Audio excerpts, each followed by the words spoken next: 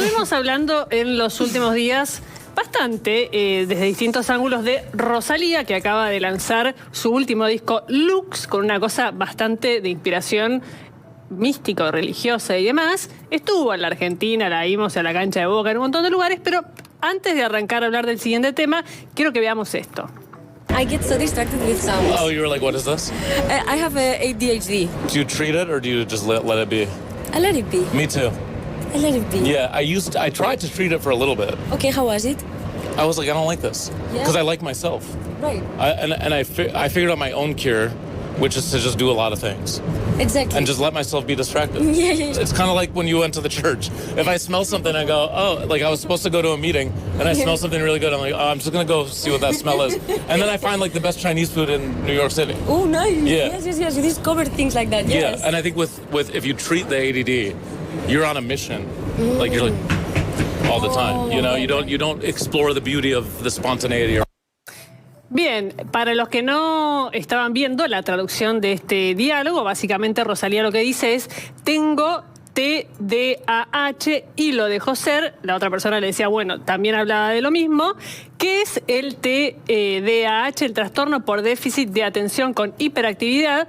Los que tenemos chicos, o por ahí no hijos, sino sobrinos y demás, fue parte de la conversación en los últimos, diría, 5, 6 o más años, con un diagnóstico que empezó a aparecer que antes desconocíamos. Acá, en este caso, lo que ella dice es que lo dejo ser, como que no hay un tratamiento ni una medicación al respecto. Y hay varios famosos, iba a decir, pero celebridades del ámbito del deporte o del espectáculo y demás, que hablan sobre este tema. Y hay una discusión sobre qué hacer, qué no hacer, si hay que tratarlo o no.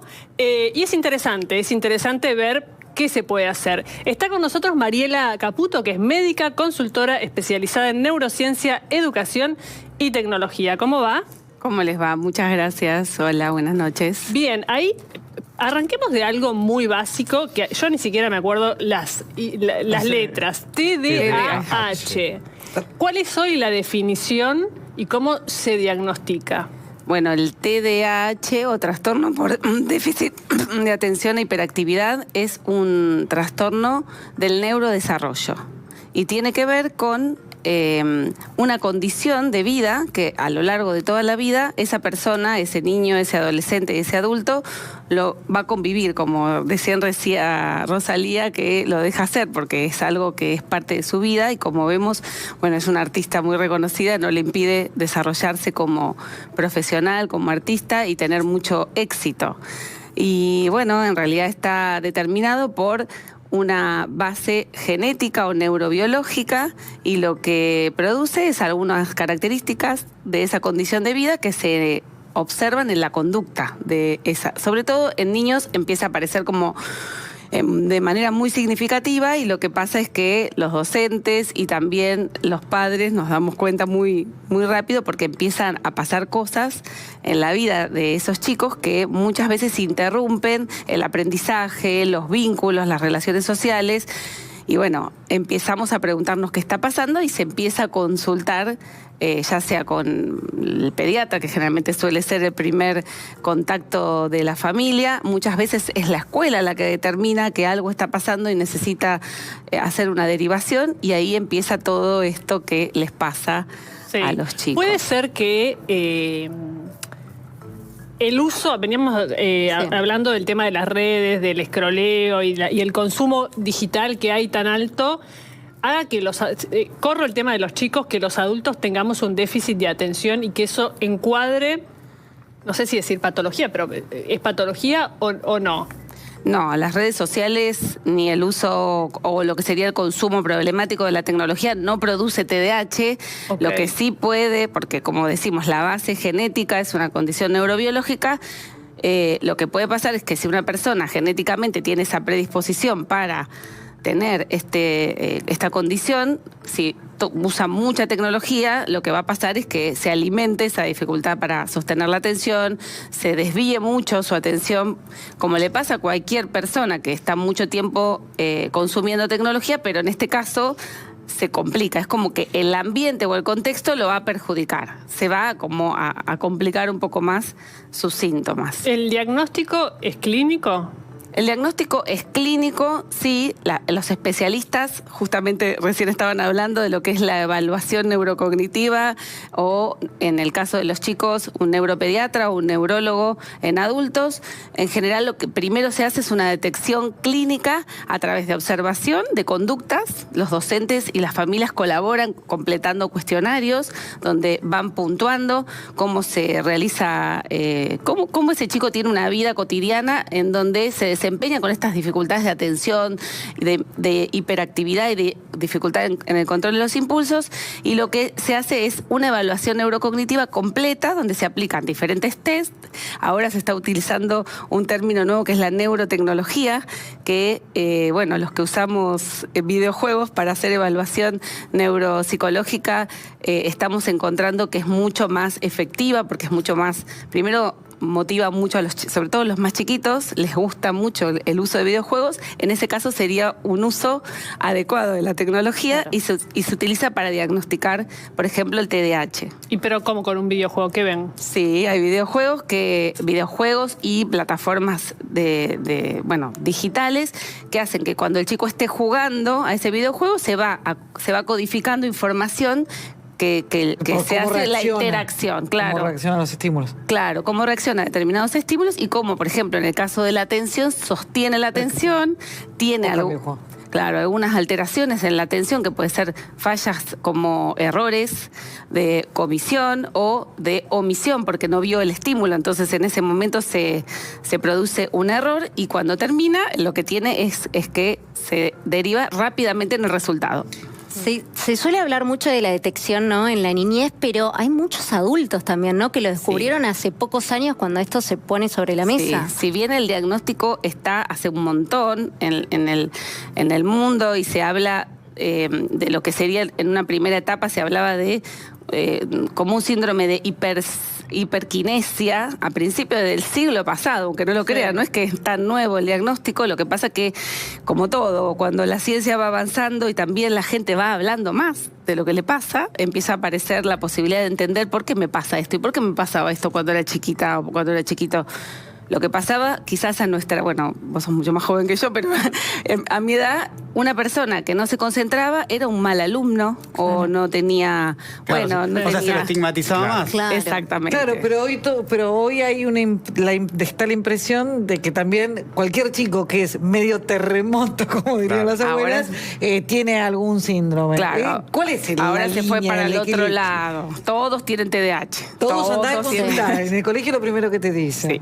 Bueno, no es así, no, hay más o menos un 7% de la población, obviamente con mucha investigación, la ciencia ha encontrado que esto existe realmente, se ha puesto dentro de un parámetro de patología en cierto modo, porque ahora se habla de condición, como les digo, con mucho más investigación y desarrollo también de lo que son los tratamientos, pero no significa que cualquier persona que tiene alguna dificultad por ahí de atención o es más distraída o más hiperactiva tenga TDAH. Hay un montón de cosas que suceden para que esto sea. ¿Qué nivel de efectividad tienen o cómo repercuten? En general los tratamientos son efectivos porque lo que hacen es moderar los síntomas. ¿Qué significa moderar? No estamos hablando de enfermedad, entonces no curamos nada.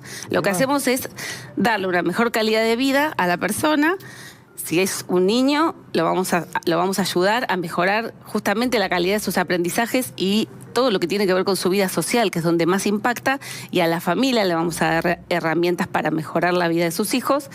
Y en el adulto, que puede pasar, que muchos detecten de adultos, empiezan primero a entender por qué les pasan las cosas que les pasan y empiezan a bajar incluso niveles de ansiedad que quizás se ejecutaban por no saber por qué les pasaba eso.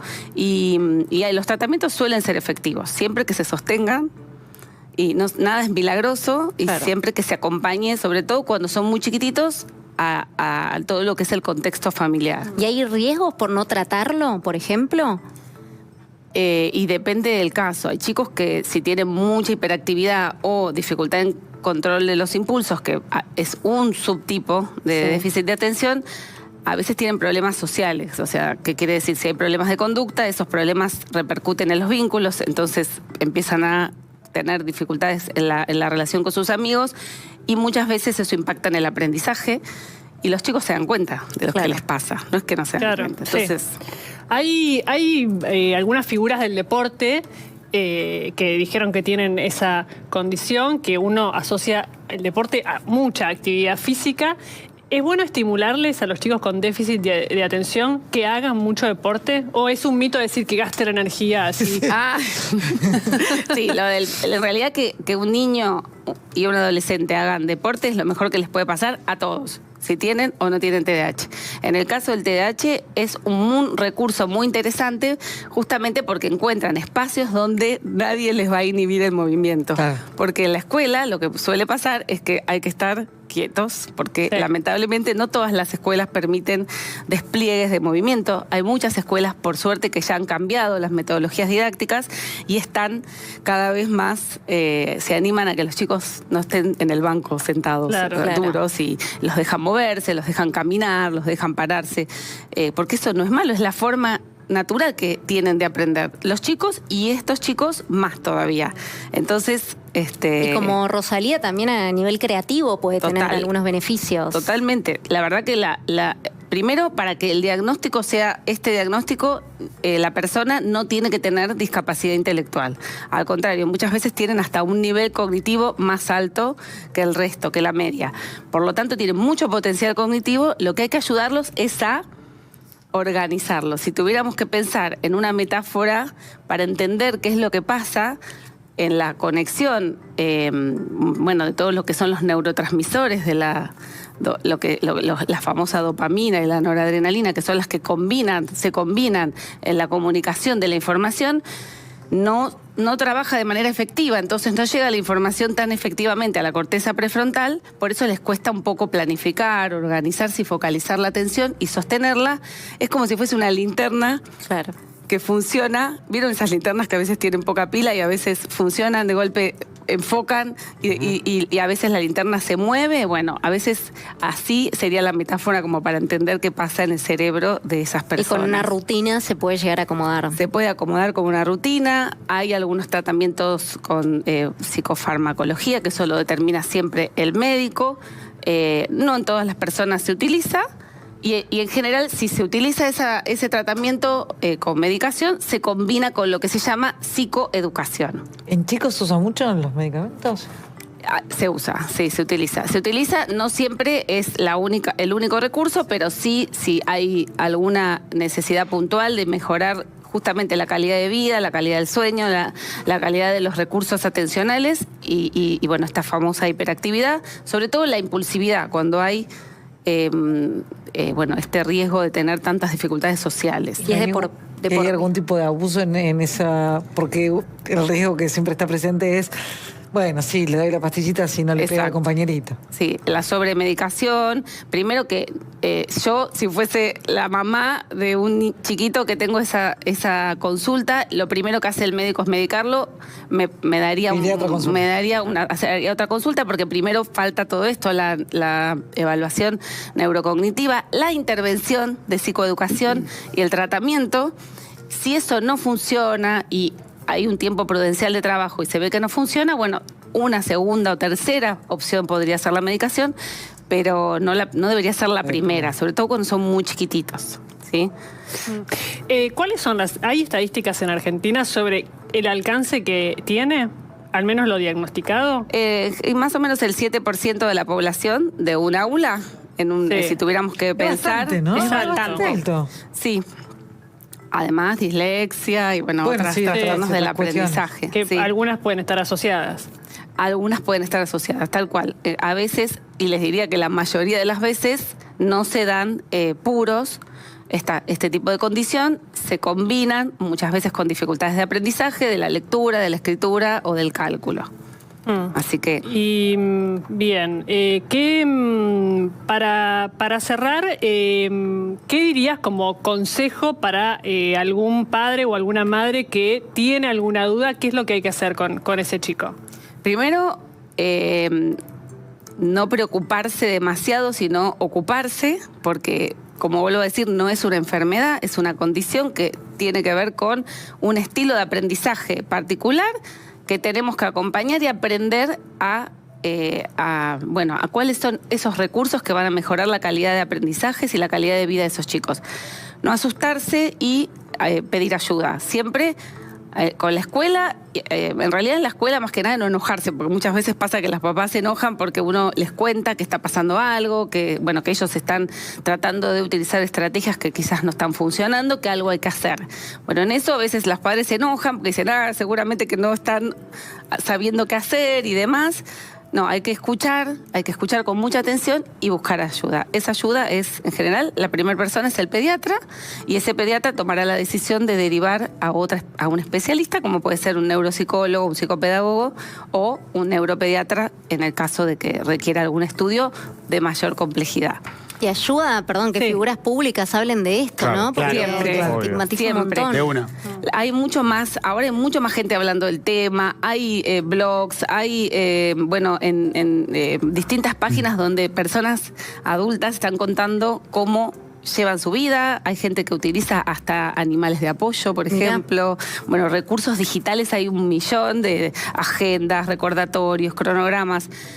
La verdad que hay un montón de avance, así que se puede tener una calidad de vida muy buena y exitosa, como tuvo nuestra artista Rosalía. Rosalía. Gracias, Mariela, No, de por nada. haber venido Gracias a hoy acá. ustedes. Gracias.